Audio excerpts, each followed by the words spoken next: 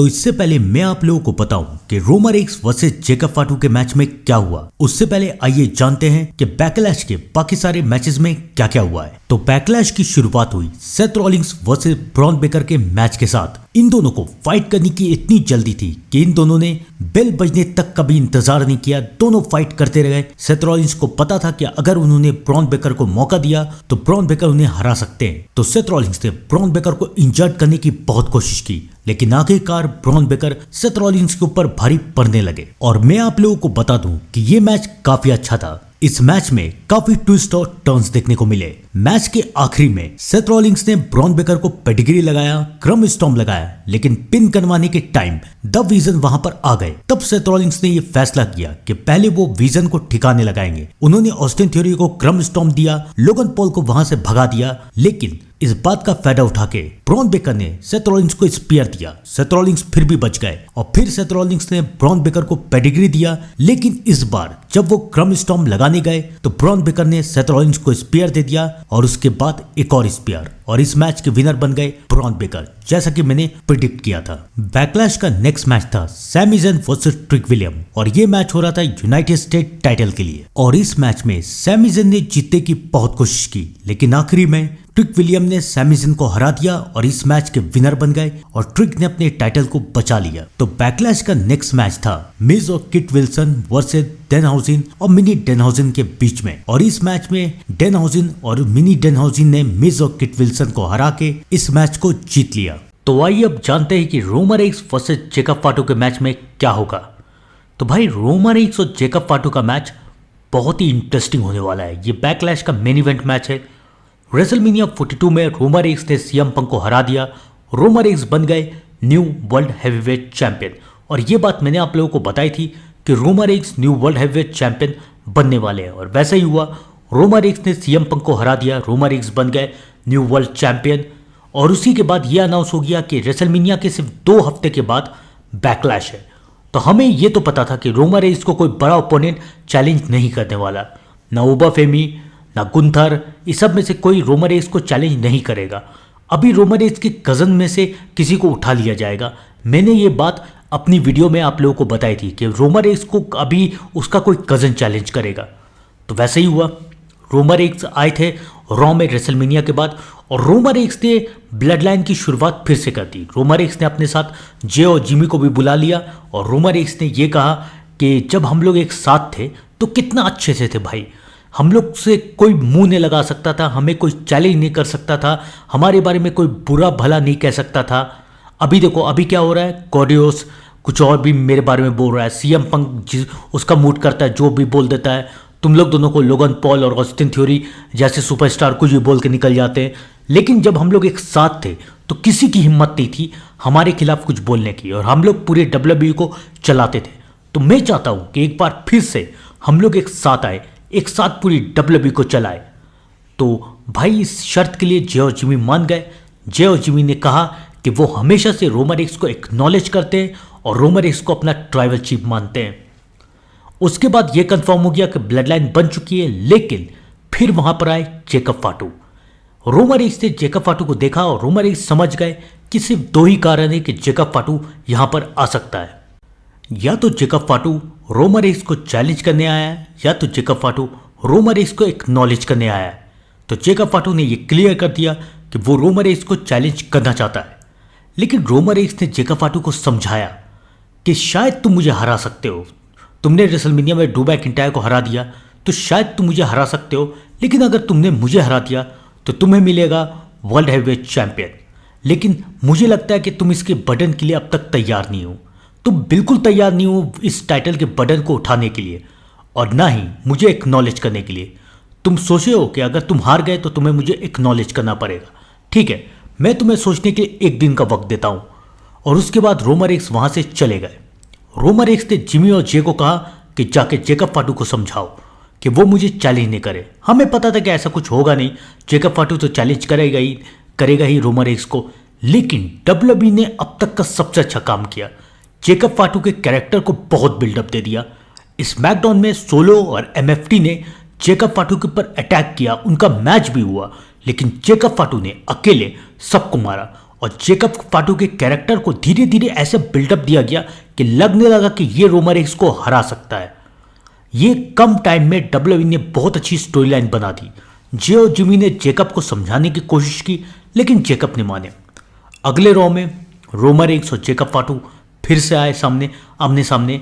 Jacob फाटू ने यह clear कर दिया कि उसे सब कुछ चाहिए जो रोमन रेंस के पास है। ट्राइबल चीफ बनना है उसे पैसे चाहिए, उसे डब्ल्यूडब्ल्यूई का टॉप स्टार बनना है, क्योंकि उसे अपने बच्चों का ख्याल रखना है। तो इसके लिए वो रोमन रेंस से सब कुछ लेना चाहते हैं, चाहे वो टाइटल हो, चाहे वो पैसा हो, चाहे वो टॉप स्टार हो। रोमन रेंस से वो सब कुछ लेना चाहते हैं। लेकिन रोमन रेंस उन्हें समझाते हैं कि तुम इसके लिए तैयार नहीं हो, और अगर मैंने तुम्हें टाइटल का मौका दे दिया तो ये नेपोटिज्म हो जाएगा। सब कोई कहेगा कि रोमन रेंस का कज़न है इसलिए मुंह उठा के आया और रोमन रेंस ने इसे मौका दे दिया, तो ये गलत होगा, तो मैं तुम्हें मौका नहीं दूंगा। ये कह के रोमन रेंस कुछ और कह पाते कि जेकब फाटू ने अपना एक नया फिनिशर डब्ल्यूडब्ल्यूई में इंट्रोड्यूस कर दिया, और ये जेकब फाटू के कैरेक्टर के लिए बहुत अच्छा था। ये देखने में लग रहा था कि भाई ये है एक समोन वेयरवुल्फ, ये कुछ कर सकता है, क्योंकि जेकब फाटू का इससे पहले फिनिशर था मून सॉल्ट, वो उतना अच्छा नहीं लगता था एक समोन के ऊपर। तो भाई समोन ग्रिप लगाया, टोंगा ग्रिप जिसका नाम है, टोंगा ग्रिप लगाया रोमन रेंस को, और जिसे खाने के बाद रोमन रेंस भी लगभग बेहोश हो गए थे। जेकब फाटू को किसी भी हालत में रोमन रेंस के साथ मैच चाहिए था, तो भाई रोमन रेंस को भी गुस्से में जेकब फाटू को मैच देना पड़ा। यह तय हो गया कि बैकलैश में रोमन रेंस वर्सेस जेकब फाटू का मैच होगा। लेकिन उसके बाद भी स्मैकडाउन में जेकब फाटू के करियर को और बिल्डअप दिया गया। यह दिखाया गया कि जेकब फाटू कुछ भी कर सकते हैं। वो जो अपना नया फिनिशर लेके आए टोंगा ग्रिप, उससे वो किसी को भी हरा सकते हैं। ताला तोंगा जो कि सबसे बड़े 7 फुट 2 इंच के, उसे भी जेकब फाटू ने इस फिनिशर से गिरा दिया और उठा के चॉक स्लैम भी दे दिया। तो ये फिनिशर जेकब फाटू के ऊपर सूट कर रहा है। अब लग रहे हैं जेकब फाटू खतरनाक। आखिरी रॉ में जो कि बैकलैश से पहले था, उसमें फाइनली रोमन रेंस और जेकब फाटू का कॉन्ट्रैक्ट साइनिंग हो रहा था। रोमन रेंस ने एक बार फिर से जेकब फाटू को समझाने की कोशिश की। रोमन रेंस ने सोचा कि वो समझा देंगे। पहले तो रॉ में रोमन रेंस बहुत गुस्से में आए क्योंकि उन्हें बदला लेना था, लेकिन एडम पियर्स ने रोमन रेंस को समझाया कि जेकब फाटू अभी यहाँ पर है नहीं, तो तुम्हें इंतजार करना पड़ेगा। जे और जिमी भी रॉ में आए थे, और जे और जिमी ने साफ साफ कह दिया कि वो रोमन रेंस के साथ है, वो रोमन रेंस का साथ देंगे। जेकब फाटू भी उनके कजन है, लेकिन जेकब फाटू को यह समझना पड़ेगा कि असली ट्राइबल चीफ कौन है। तो असली ट्राइबल चीफ रोमन रेंस है, तो उसे रोमन रेंस को एक्नॉलेज करना पड़ेगा, रोमन रेंस से माफी मांगनी पड़ेगी। उसके बाद हुआ कॉन्ट्रैक्ट साइनिंग रोमन रेंस और जेकब फाटू के बीच में। इस कॉन्ट्रैक्ट साइनिंग में रोमन रेंस बहुत गुस्से में थे। रोमन रेंस ने जेकब फाटू से कहा कि तुम मुझसे क्या चाहते हो, तुम मेरी बेइज्जती कैसे कर सकते हो? तुमने जो फिनिशर यूज किया टोंगा ग्रिप, वो हम सब बाहर यूज करते हैं दूसरे लोगों के ऊपर, लेकिन मैं तुम्हारा ट्राइबल चीफ हूं, मैं तुम्हारी ब्लड लाइन हूं, और तुमने मुझ पे ही वो यूज कर दिया। तुम्हारी हिम्मत कैसे हुई ये करने की? मैं ट्राइबल चीफ हूं तुम्हारा, तुम्हें मुझे एक्नॉलेज करना चाहिए। और तुम क्या बार बार कह रहे हो कि तुम्हें अपने बच्चों को अच्छे स्कूल में भेजना है, तुम्हें अपने बच्चों को अच्छे से पालना है, तुम्हारे ऊपर सिर्फ 7 बच्चों की जिम्मेदारी है, लेकिन मेरे ऊपर पूरे फैमिली के 70 बच्चों की जिम्मेदारी है। तो मैं ट्राइबल चीफ हूं, तुम अभी तक तैयार नहीं हो कि तुम मेरा सामना कर सको। तुम्हें मेरे बड़ी पोजीशन चाहिए ना, वो कभी नहीं मिल सकती तुम्हें। उसके बाद ऑडियंस भी ओटीसी चिल्लाने लगे। तो रोमन रेंस ने ये कहा, देखो सब चिल्ला रहे क्योंकि ये सब मेरा है। मैंने कई बार कहा है, कई बार पहले भी कह चुका हूं कि ये डब्ल्यूडब्ल्यूई का रिंग, ये डब्ल्यूडब्ल्यूई की ऑडियंस, डब्ल्यूडब्ल्यूई का बेल्ट सब मेरा है। तुम्हें पता है कि मेरे आने से पहले इस वर्ल्ड हैवीवेट टाइटल की क्या वैल्यू थी? कोई वैल्यू नहीं थी। ये सेकेंडरी चैंपियनशिप था, लेकिन जब से ये मेरे पास आया तब से ये प्राइमरी बन चुका है। मैं इसे लेके मेन इवेंट कर रहा हूं, तो तुम इसके लिए तैयार नहीं हो कि तुम इस टाइटल को जीत सको। तो भाई मैं तुम्हें हराऊंगा और तुम ऐसा करने से रोक नहीं सकते। जेकब फाटू को यह सुन के गुस्सा आ गया और जेकब फाटू ने रोमन रेंस के ऊपर अटैक किया। रोमन रेंस ने भी जेकब फाटू के ऊपर अटैक किया, लेकिन आखिरी का टोंगा ग्रिप जो है वो रोमन रेंस के ऊपर भारी पड़ गया और जेकब फाटू भी रोमन रेंस के सामने खड़े हो गए। तो भाई जेकब फाटू ने रोमन रेंस को बार बार डोमिनेट किया है, और जब से ये मैच अनाउंस हुआ है तब से सबको ये जानते थे कि इस मैच में रोमन रेंस जेकब फाटू को हराने वाला है और रोमन रेंस इस मैच के विनर बनेंगे। लेकिन उसके बाद बैक स्टेज से एक रूमर्स सामने आने लगी। रूमर्स ये आने लगी कि रोमन रेंस और टीक्यू के बीच में कॉन्ट्रैक्ट को लेके कुछ बहस चल रही है। टीक्यू चाहते हैं कि रोमन रेंस ज़्यादा टाइम तक के कॉन्ट्रैक्ट को साइन करे, लेकिन रोमन रेंस इसके लिए अभी तक तैयार नहीं है। बहस काफ़ी हद तक बढ़ गई और रोमन रेंस को जून के शो से हटा दिया गया। और इस शॉकिंग रूमर्स के बाद डब्ल्यूडब्ल्यूई फैंस को डर लग रहा है। डब्ल्यूडब्ल्यूई फैंस को लग रहा है कि कहीं इसके वजह से रोमन रेंस को हरा नहीं दिया जाए, क्योंकि रोमन रेंस जून में आने वाला नहीं है, तो शायद इसके लिए रोमन रेंस को हरा के जेकब फाटू को चैंपियन नहीं बना दिया जाए। तो डब्ल्यूडब्ल्यूई फैंस को डर लगने लगा, लेकिन अभी भी 75% चांस है कि रोमन रेंस जीतने वाले हैं। बहुत ही कम परसेंट चांस है कि जेकब फाटू जीतेंगे, लेकिन अगर ये हो गया तो ये अब तक की सबसे शॉकिंग न्यूज़ रहेगी, क्योंकि भाई बैकलैश में इतना बड़ा पहला ही टाइटल डिफेंस में रोमन रेंस हार जाएगा, वो भी जेकब फाटू के साथ। ये भाई बहुत खराब बात है। लेकिन अगर जेकब फाटू भी जीतने वाले हैं तो उनके जीतने के चांसेस भी काफ़ी इधर उधर है। कैसे जीतेंगे? नॉर्मली पिन में रोमन रेंस को नहीं हरा सकते जेकब फाटू।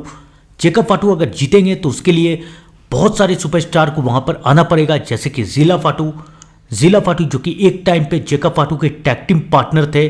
उनके भाई है, उनके कज़न हैं ज़िला फाटू, जो कि उमागा के बेटे हैं। तो ज़िला फाटू डब्ल्यूडब्ल्यूई में फाइनली अपना डेब्यूट कर सकते हैं और ज़िला फाटू रोमन रेंस के ऊपर अटैक करके रोमन रेंस को इस मैच में हरवा सकते हैं।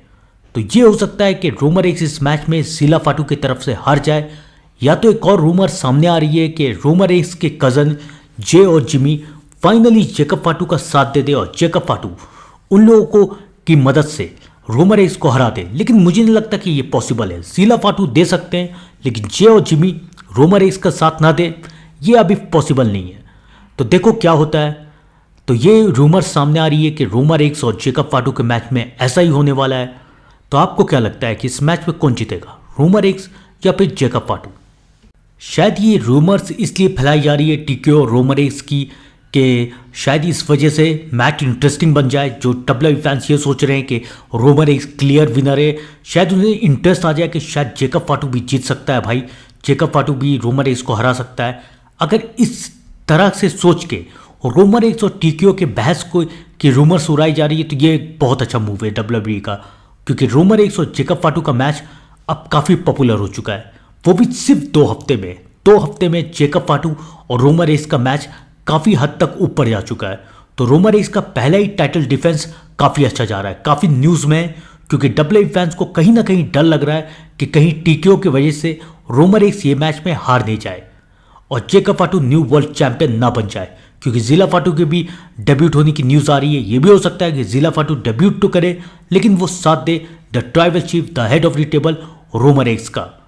तो भाई अगर ये डब्ल्यूडब्ल्यूई की मूव है कि रोमन रेंस और टीक्यू के बहस की रूमर्स उड़ा दे ताकि रोमन रेंस और जेकब फाटू के मैच को और भी हाइप मिले, तो डब्ल्यूडब्ल्यूई अपने इस मूव के लिए बहुत ही ज़्यादा तारीफ के काबिल है। और डब्ल्यूडब्ल्यूई ने अगर ऐसा किया है तो डब्ल्यूडब्ल्यूई की ये मूव बहुत अच्छी है। सच में रोमन रेंस और जेकब फाटू के मैच का बहुत अच्छा हाइप बन चुका है। जब ये मैच अनाउंस भी नहीं हुआ था तब से डब्ल्यूडब्ल्यूई फैंस को पता है कि भाई बैकलैश है 2 हफ्ते के बाद रेसलमेनिया में, रोमन रेंस को कोई भी चैलेंज करेगा, उस मैच का उतना हाइप नहीं रहेगा।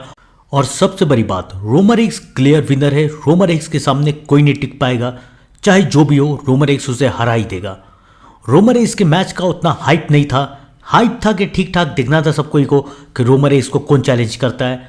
लेकिन अगर वो गुंथर और उबा फेमी नहीं होता तो रोमन रेंस के मैच का हाइप इतना नहीं रहता, क्योंकि सबको यकीन रहता कि रोमन रेंस तो हराने ही वाला है, रोमन रेंस को कोई हरा ही नहीं सकता, वो भी इतनी जल्दी 2 हफ्ते में रेसलमेनिया के बाद, सीएम पंक को हराने के बाद। लेकिन जब से जेकब फाटू का हाइप बनाया गया है, जेकब फाटू को अनडिफिटेड दिखाया जा रहा है, तब से डब्ल्यूडब्ल्यूई फैंस को डर लग रहा है कि भाई कुछ भी हो सकता है।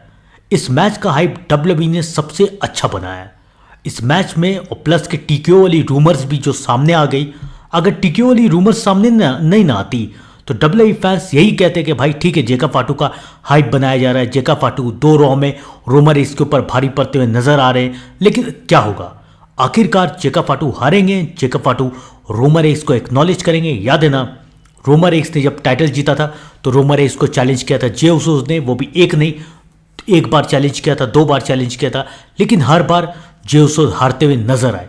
और फाइनली जब जे उसोस पूरी तरीके से टूट गए तब जे उसोस ने रोमन रेंस को ज्वाइन किया, जिमी इंजरी की वजह से चले गए थे और जे उसोस ने रोमन रेंस को ज्वाइन किया और फाइनली वहीं से शुरुआत हुई ब्लड लाइन की।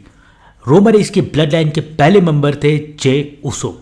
तो भाई जे उसोस ऐसे ही ज्वाइन किया था ब्लड लाइन को, और जेकब फाटू जब आके रोमन रेंस को चैलेंज करते हैं तो सबको ऐसे ही लगा कि जेकब फाटू भी अब रोमन रेंस को ऐसे ही ज्वाइन करने वाले।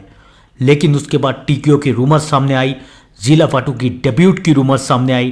तो अब डब्ल्यूडब्ल्यूई फैंस को लग रहा है कि पता नहीं इस मैच में कुछ भी हो सकता है, कोई भी जीत सकता है, कोई भी हार सकता है। लेकिन अभी भी मुझे चांस कम ही लग रहा है। 75% चांस है कि रोमन रेंस इस मैच में जीत के जेकब फाटू को हरा देंगे। भले ही मैच के बाद जीला फाटू वहां पर आ जाए, दोनों मिलकर रोमन रेंस के ऊपर हमला करते, अटैक करते, इंजर्ड करते, वो बात की बात है। लेकिन रोमन रेंस इस मैच में हारेंगे नहीं, वो भी रेसलमेनिया में सीएम पंक को हराने के बाद। रोमन रेंस इतनी जल्दी इस मैच में हार नहीं सकते, मुझे नहीं लगता। मुझे थोड़ा चांस अभी भी कम लग रहा है कि रोमन रेंस इस मैच में क्लियर तरीके से जेकब फाटू से हार जाएंगे। तो भाई क्योंकि रोमन रेंस को अगर टाइटल ड्रॉप करना होगा तो सिर्फ दो ही ऐसे इंसान हैं जिसके ऊपर रोमन रेंस टाइटल ड्रॉप कर सकता है, और जिसके बारे में ये रूमर्स भी थी कि रोमन रेंस इन दोनों में से किसी एक को टाइटल दे सकता है, और वो भी अभी नहीं, समर स्लैम में या फिर रेसलमेनिया 43 में। उनमें से एक का नाम है उबा फेमी। ऑफकोर्स सब कुछ जानते हैं कि रोमन रेंस और उबा फेमी का अगर मैच हुआ तो ये मैच काफ़ी ज़्यादा हाइप में रहेगा, क्योंकि उबा फेमी ने ब्रॉक लेसनर के करियर को ख़त्म किया है।